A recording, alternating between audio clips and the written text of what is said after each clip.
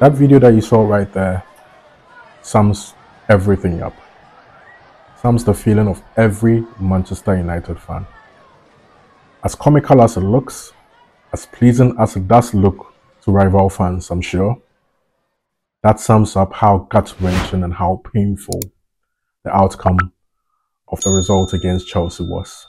It was a game that was wrapped up, was sewn up. We had it in the bag. We were controlling those last few minutes of the game until one player who happens to be a strong candidate for player of our season had a brain fart moment and let the game slip. I'm going to question how we managed the game from that point on. But then in a week, that Manchester United could easily have had 6 points from a game that we had a lot of luck against Brentford to a game that all that luck completely eluded us against Chelsea. 6 points turned into 1 point in our quest for a Champions League spot. That sort of puts it to bed. This week was always going to be a defining moment after the international break as to what our chances of Champions League qualification was going to be, and we have bottled it so far.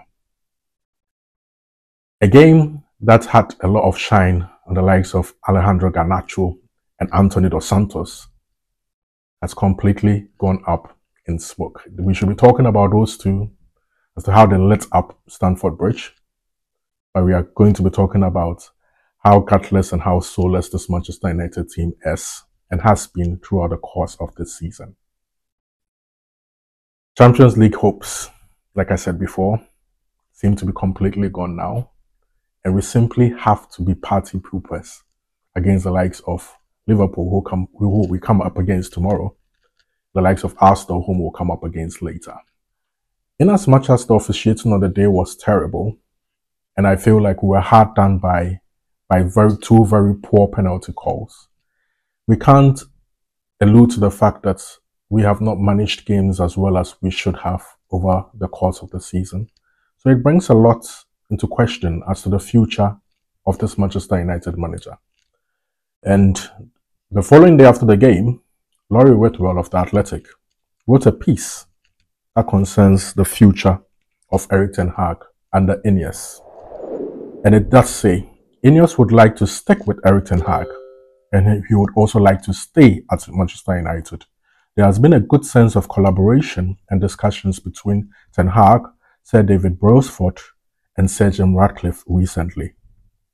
As you guys will remember, Erik ten Hag's future has been pointed out to many to suggest that it doesn't necessarily depend on the result of the season, that is Champions League qualification or winning the FA Cup, but rather depends on whether Erik ten Hag would like to cede the authority and power that he has on transfers. He agreed to a contract to come to Manchester United based off the fact that he would have a veto on transfers, but then Ineos would be looking to strip that veto away from him.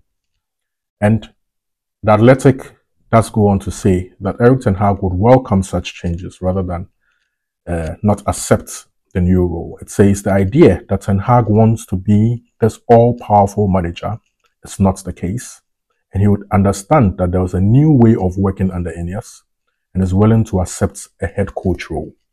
The influence that he had previously was because he felt the environment wasn't right and he needed to put himself more so.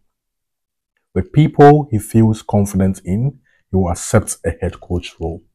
The noise that Sir Jim Ratcliffe has been making all this while, ever since his ownership of Manchester United was made formal, is that he needs to make changes in and around the manager, bring in the best in class.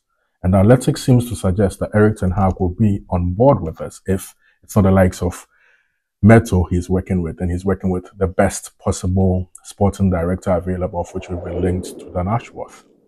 With news concerning Dan Ashworth, it seems United is still in negotiations to bring him on board from Newcastle. Bring in the best technical director in the shape of Wilcox, who used to work at City and currently works at Southampton. I think he's on gardening leave from Southampton.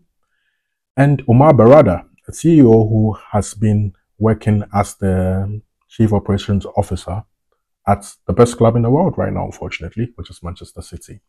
So if you bring all these people on board, I think Erik ten Hag is saying to Ineos, and then Ineos seem to concur, that bringing in the best of class to work with him can work if he accepts to be the head coach of Manchester United. So that's the latest update on the future of the coach.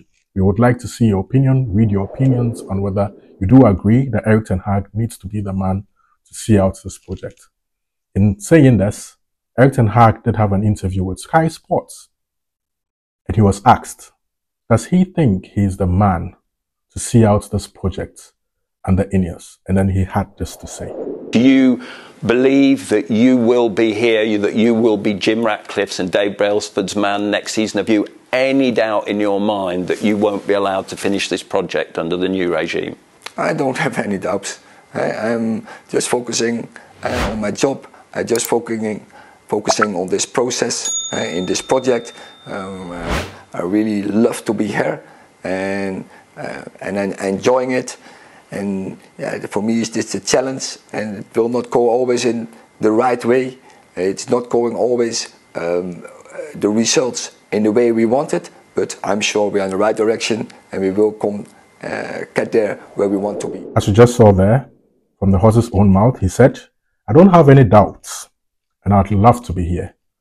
This is a challenge for me. Manchester United has been a graveyard for many a player and many a coach for the past 11 years. But then this coach is determined to stay. Once again, I ask, do you think he deserves to stay off the back of his work over the past couple of years? You must remember what he achieved last season. He's had a huge downer this season.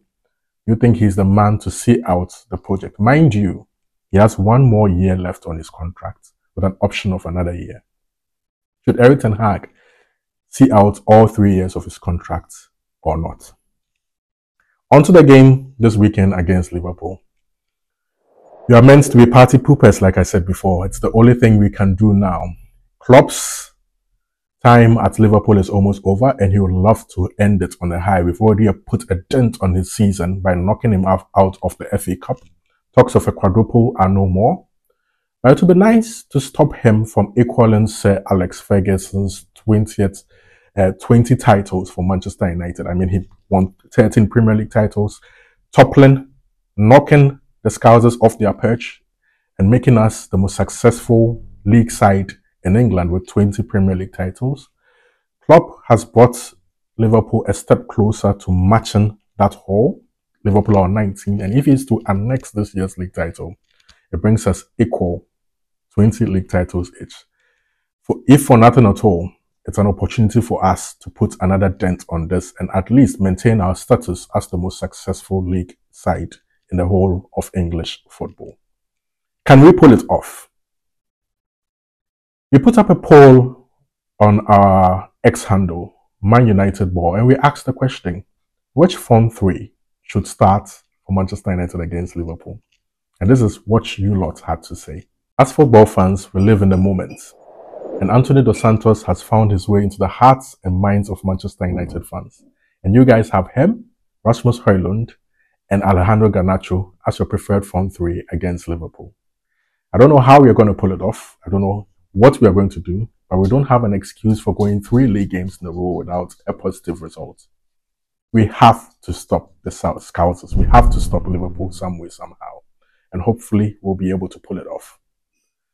We'll discuss this and many more in our next episode of United Today. I had to stand in for our regular host, Kwame Aminbafo. If you've not subscribed to this channel, as he would usually say, remember to hit the subscription button. Remember to hit the notification bell so that you'll be notified each and every single time we drop a new episode.